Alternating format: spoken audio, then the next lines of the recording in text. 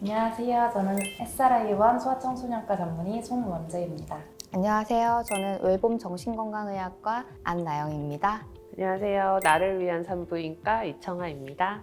자, 오늘은 육아하는 가정이라면 피할 수 없는 고민, 그리고 요즘 되게 많이 늘어나고 있는 추세라고 듣고 있는데 저도 ADHD 혹은 발달 문제에 대해서 우리 소아과 선생님이랑 정신과 선생님 계시니까 얘기를 좀 들어보고 싶어요. 전문적인 의학 소견과 약간의 육아 팁과 함께 이야기를 나눠보면 좋을 것 같습니다.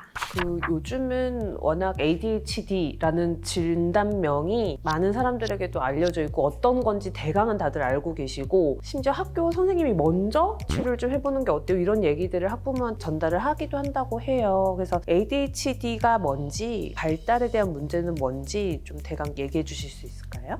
ADHD가 의심이 되는 모습들을 말씀을 드리면 심하게 움직이고 부산스러운 충동 행동, 그다음에 집중력이 짧고 끈기가 짧은, 그리고 실증을 잘 내는 주의 산만, 그리고 참을성이 적고 감정 변화가 굉장히 큰 충동성, 이제 이 세 가지의 행동의 특성을 가지죠. 학년이 올라가면서 충동 행동들은 많이 줄어들지만 부주의하고 주의 산만한 모습들은 남아서 성인까지 지속이 되는 경우들이 많이 있습니다. 주의산만 타입은 자꾸 뭘 빼먹는 실수를 한다거나 그리고 집중을 잘 못하고 과잉 행동 같은 경우를 보통 사람들이 ADHD라고 제일 많이 생각하는 수업 시간에 앉아라 하면 일어나고 사물함 가서 뭐 찾으러 갔다 오고 친구들 얘기하고 있는 데에서도 자기 얘기 못 참고 해방 놓는 그런 사람들에 해당합니다.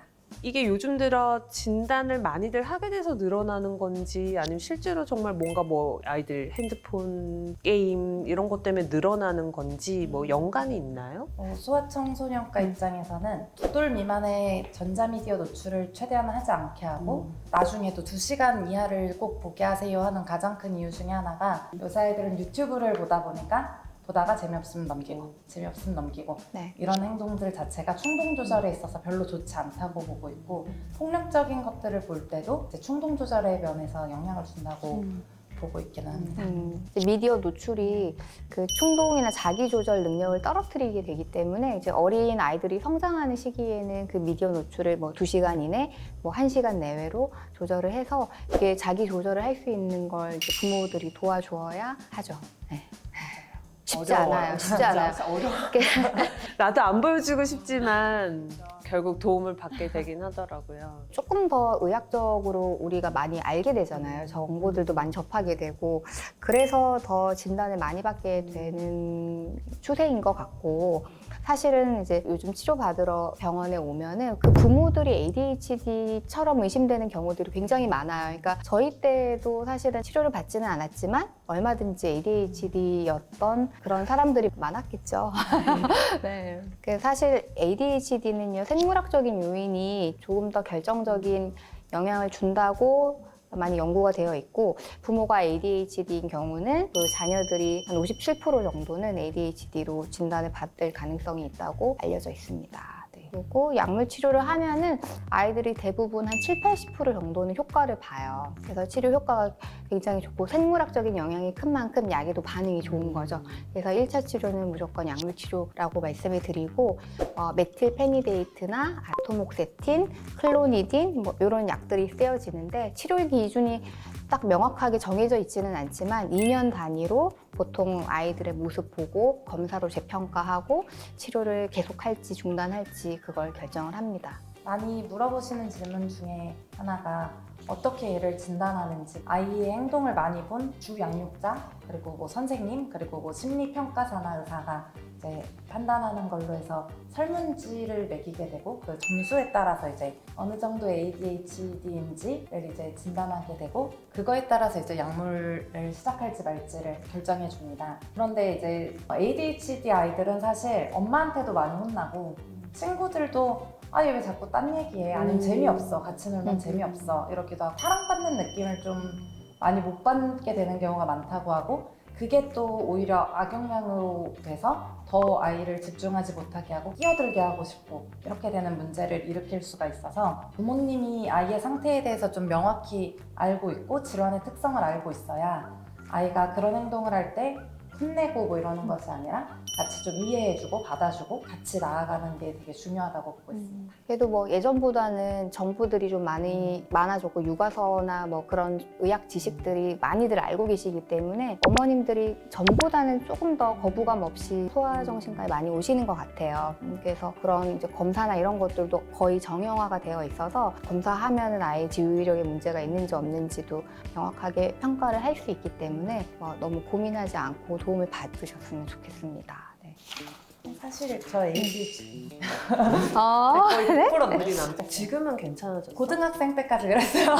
아이하고 보호자가 이렇게 같이 오잖아요. 그러면 검사 결과 막 이렇게 설명하고 아이가 이런 감정을 느낄 것 같고 이렇고 하면은 이제 아빠가 갑자기 이거 제 얘기라고 공감해주기 되게 쉬울 것 같아요. 그러면서 이게 치료를 받아야 하나 이제 본인이 되게 진지하게 고민을 하는 경우들도 있어요. 이렇게 부모가 치료 같이 받는 경우들도 많고요. 예. 근데 성인 ADHD는 어렸을 때부터 좀 말씀하셨던 그런 부정적인 피드백을 너무 많이 받았었기 때문에 불안이나 아니면 우울도 같이 동반하는 경우들이 더 많아요. 예. 어떤 특정 분야에서는 얼마든지 또 두각을 드러내는데 전혀 문제는 없는 거 수 있을 것 같은 게 뭐 예를 들면 수영 선수 마이클 펠프스 그분도 ADHD를 어릴 때 진단받고 그거를 좀 치료하기 위해서 수영을 시켰는데 그렇게 세계 1등이 된 거라고 하더라고요. 그래서 아이가 영원히 우리는 뭐 희망이 없고 이런 건 또 아닌 것 같아요. 네, 자, 그러면 발달 지연 부분도 되게 궁금한데 내 아이가 발달 지연이다 이런 거를 언제부터 알아채거나 드러나는 시그널을 보내주기 시작할까요? 제 생각에 저는 아직 발달 중인 것 같거든요. 인간이 언제까지 발달이 완성이 되느냐 이거는 사실 되게 어려운 얘기지만 저희가 보통 이제 소아과에서 기본적인 발달 얘기할 때는 목 가누기, 뭐 뒤집기, 걷기, 엄마 아빠 말하기 뭐 이런 되게 유명한 마일스톤들이 있어요. 그 마일스톤이 이루어지는 시기에서 3개월 이상 벗어나게 되면은 발달 지연이 의심되니 검사를 한번 받아보세요. 하지만 발달을 제 시기에 다 잘했다고 해서 그 발달이 완성이 됐다라고 볼 수가 없는 게 경련성 질환, 뭐 자폐성 질환, 그리고 뭐 다른 신경계 질환들 중에서도 다 제대로 했다가 다시 퇴행을 보이는 경우가 있어요. 경미한 지능 저하가 있는 경우에는 초등학교 때부터 이제 학교를 못 쫓아간다거나 다른 아이들과 차이가 벌어지기 시작할 수 있기 때문에 구별을 정확히 언제다 하긴 좀 어려울 것 같습니다. 정신과에서 대표적으로 발달 지연이라고 하면 자폐 스펙트럼 장애를 설명을 하는데요. 이거는 유전적인 소인이 높은 질환이에요. 그리고 이 모체에서부터 이미 자폐 성향을 가지고 있는 아이가 프로그래밍이 되어 있어서 이제 발현이 이제 그 개월수에 나타나는 거지 유전적인 영향을 높게 받는 장애고 진단 기준에 따르면 보통 12개월에서 24개월 정도 기간에는 아이가 자폐 성향이라든지 증상들을 보이게 되면서 진단적으로 의심을 해볼 수 있다고 알려져 있습니다. 그럼 그 키포인트가 되는 증상들이 있을까요? 네. 24개월 이전에 일단 엄마하고 눈 마주침이 잘 안 돼요. 그리고 불러도 호명 반응을 보이지가 않고 그러니까 안 들은 것처럼 행동을 하게 되고요. 언어 발달도 늦고 이제 합동 주시라고 하는데 이거 하면서 아이가 요구할 때 같이 이렇게 보게 되잖아요. 그러니까 이런 것들을 하지도 않고 양육자가 이거 봐봐라고 합동 주시를 유도해도 보질 않아요. 그래서 그런 것들이 아주 특징적인 징후라고 할 수 있습니다. 네. 어쩐지 그 영유아 검진 같은 거 하면 관심을 끄는 행동을 한다 이런 게 들어가 있더라고. 이제 그 검진을 통해서라도 좀 자폐를 걸러내려고 하는 것 같아요. 네.